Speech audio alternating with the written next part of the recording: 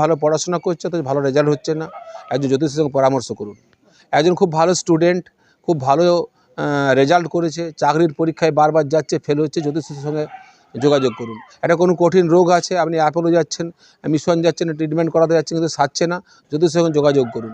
আপনি আপনার জীবনে যেখানে বুঝতে পারছেন যে এই সাকসেসটা না হওয়ার পিছনে কোনো কারণ নেই, সাকসেসটা আপনার 100% পাওয়া দরকার, তৎসত্ত্বেও সাকসেস হচ্ছে না, তখন আপনি অবশ্যই আপনার ভাগ্য বিচার করাবেন। নমস্কার বন্ধুরা, আবারও একবার স্বাগত জানাই আমার সকল দর্শক বন্ধুকে মুখার্জি ব্লগের পক্ষ থেকে। আজকে আমি এসেছি বাঁকুড়া জেলার কাপিস্টা গ্রামে। ভারতবর্ষের এই একমাত্র গ্রাম কাপিস্টা, যেখানে 70% মানুষ জ্যোতিষশাস্ত্রের সাথে যুক্ত, জ্যোতিষ চর্চা করেন। গ্রামটি বেশ বড়, প্রায় 7 থেকে 8 হাজার মানুষ এখানে বসবাস করেন। তার মধ্যে 70% মানুষই জ্যোতিষ চর্চা করেন। ভারতবর্ষে এরকম কোনো গ্রাম আপনি খুঁজে পাবেন না যে 70% মানুষ জ্যোতিষ চর্চা করে। তো এই কাপিস্টা গ্রাম এবং জ্যোতিষ চর্চার উপরের একটি ভিডিও আজ আপনাদের সামনে তুলে ধরতে চলেছি। আপনাদের কাছে একটাই অনুরোধ, ভিডিওটা পুরোটা দেখবেন, একটা লাইক এবং সাবস্ক্রাইব করে পাশের নোটিফিকেশন বেল বাটনটা অন করে দেবেন। তো তাহলে চলুন যাওয়া যাক সেই বিখ্যাত গ্রাম কাপিস্টা। তো এই যে রাস্তাটা দেখছেন, রাস্তাটা সোজা চলে যাচ্ছে গঙ্গাজল ঘাটি, আর এই দিকটা সোজা যাচ্ছে ফুলবেড়িয়া। তো আপনারা যদি কাপিস্টা গ্রামে যেতে চান, সামনে যে টোটো বা অটো দেখা যাচ্ছে, এই টোটো বা অটো ধরেও যেতে পারেন, তাছাড়া পায়ে হেঁটেও যেতে পারেন।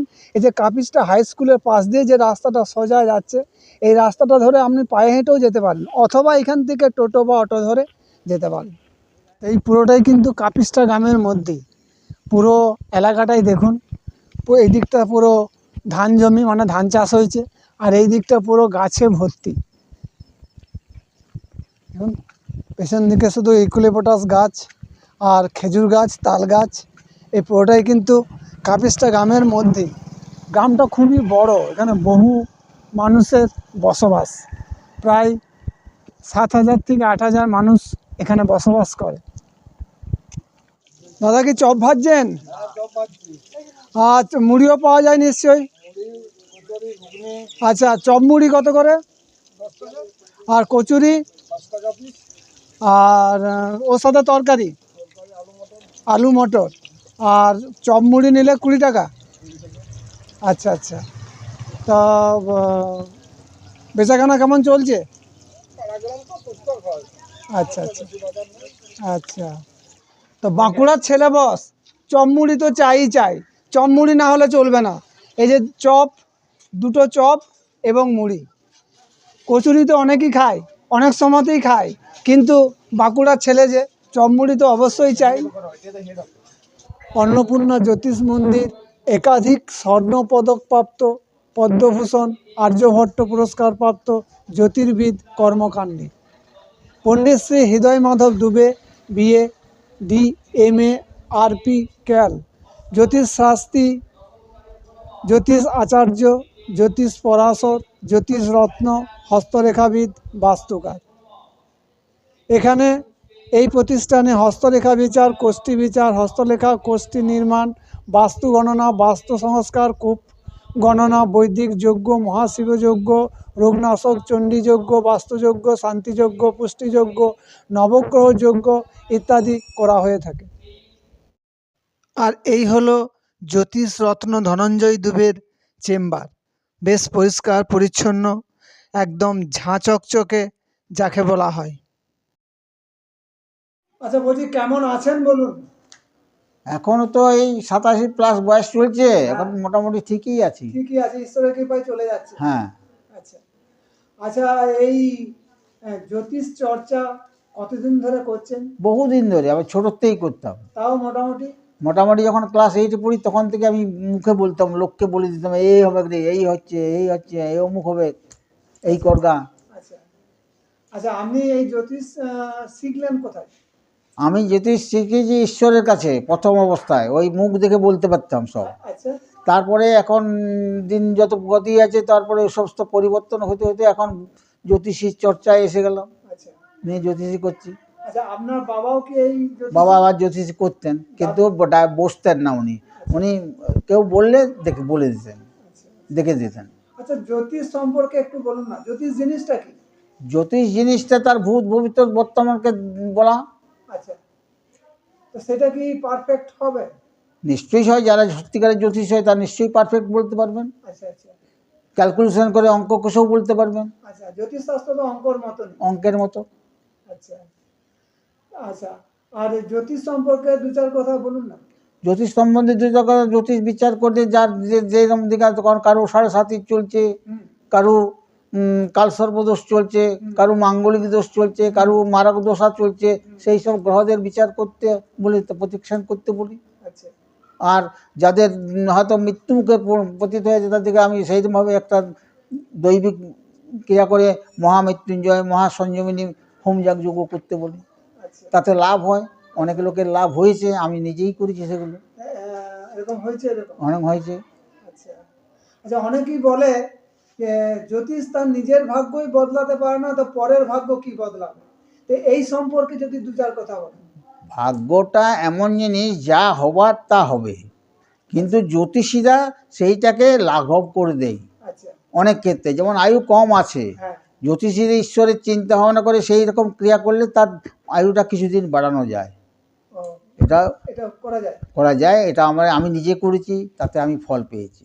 আচ্ছা আচ্ছা তারপরে ঈশ্বর জানেন কি করছি না করছি, সেই ঈশ্বরই জানেন। আচ্ছা, অনেকেই তো জ্যোতিষের কাছে গেলে এই আংটি পরো, এই পাথর পরো, এই পরো, সেই পরো দিয়ে 40,000 টাকাটা বিল করে দেয়। তো এইটার সম্পর্কে কি বলবেন? যদি সত্যিকারের পাথর দেন তাহলে দাম আছে, তার আছে। পাথরের দাম আছে, আচ্ছা কিন্তু সত্যিকারের হওয়া চাই। আর যদি নকল, এখন তো নকলের যুগ হয়ে গেছে, 1000 ঘন্টা সব নকলেই দিচ্ছে, 1 নম্বর 2 নম্বর 3 নম্বর 5 নম্বর 10 নম্বর পর্যন্ত পাথর হয়ে গেছে। আচ্ছা তো যদি আসল নাম পাথরটা হয় তাহলে তার কাজ হবে কি করে? আসল হলে নিশ্চয়ই কাজ করবে। আচ্ছা মঙ্গলের পরিষ্কার প্রবাল পড়তে হবে, আচ্ছা, সেই প্রবালটা যদি কাঁচ হয় কি করে ফল পাবেন? প্রবাল হলে ফল দিবে, অরিজিনাল হলে ফল দেয়। অবশ্যই ফল দিবে। আচ্ছা আচ্ছা কিন্তু আমরা স্টোনকে প্রেসক্রিপশন করছি, সব জ্যোতিষই করেন, আচ্ছা কিন্তু স্টোনকে আমি বিশ্বাস করি না। আচ্ছা স্টোনের পরিবর্তে আমি জপ তপ করাই, হোম যাগ যজ্ঞ করে জপ করিয়ে তাদের যদি গ্রহদের প্রতিবিধান করতে পারি, তাহলে ফলটা 100% শিওর। বেশি শিওর হবে। আচ্ছা আচ্ছা, তাহলে আপনি বলছেন যে পাথরে বিশ্বাসী নন? আমি বিশ্বাসী নই। আচ্ছা আচ্ছা পাথরের দিনে একটা প্রবালের দোষ আছে, প্রবালটা এত বছর পর্যন্ত প্রবালটা মঙ্গলটা খারাপ সমস্যা হবে আমার, সেই আছে, আবার সেই প্রবালটা আমাকে চেঞ্জ করতে হবে, তারপর বা অন্য পাথর পড়তে হবে। তো কী দরকার আছে তার দিয়ে একটা মাদুলি পরে আর জব যদি করিয়ে দিই 1000 গুণ ভালো হবে, মানে পুরোপুরি সেটা বরাবরের জন্য কেটে যাবে। কেটে যাবে। আচ্ছা আচ্ছা আচ্ছা, আর জ্যোতিষ আপনার কাছে এলে কিরকম চার্জ লাগবে? কেউ যদি জ্যোতিষ সম্পর্কে আসে, হ্যাঁ, এখানে কিরকম চার্জ আছে? জ্যোতিষ সম্বন্ধে যখন যেমন যাকে যেরকম যার অবস্থা সেই রকমভাবে পয়সা বলতে হয়। আচ্ছা আমি বললাম এই আমি লি, হ্যাঁ, বললে না বাবু এটা আমি দিতে পারবো না, এইটা দিচ্ছি, তাই দাও, আচ্ছা দেখে দিই তবে। দেখে। আর যদি কেউ পয়সা দিতে না পারে তাও দেখে দিই, বিনা পয়সাতেও দেখে দিতে হয়। আচ্ছা আচ্ছা আচ্ছা, আর হস্তরেখাও বিচার করেন? হস্তরেখাও বিচার করি। আচ্ছা হস্তরেখা সম্বন্ধে মঙ্গল গ্রহ কোন স্থানে বসে রয়েছে, কেমন অবস্থায় আছে, চন্দ্রটা কেমন অবস্থা আছে, তার রাহু কেমন অবস্থা আছে, এই ফলগুলো দিকে বিচার করা হয়। আর কুষ্টি দিকে লগ্ন দিকে বিচার করা হয়, রাশি দিকে বিচার করা হয়। আচ্ছা আচ্ছা, আর কুস্তির ছক করেন?